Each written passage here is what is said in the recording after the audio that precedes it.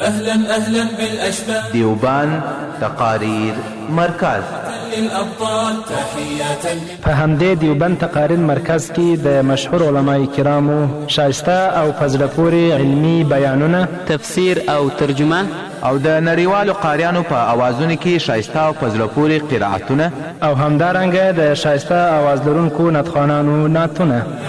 عدنا بأحلى د یادونې وړ ده چې په دیوبند تقاریر مرکز کې اسلامي PDF کتابونه او غږیز درسي کتابونه هم ترلاسه کولی شي. ادرس د جامع عمر جنوب طرف د کرینګ پر مخامخ دیوبند تقاریر مرکز. د تماس شمیرې دي 0900 40 شپږاویا 11 0 شپږدېرش 4 223.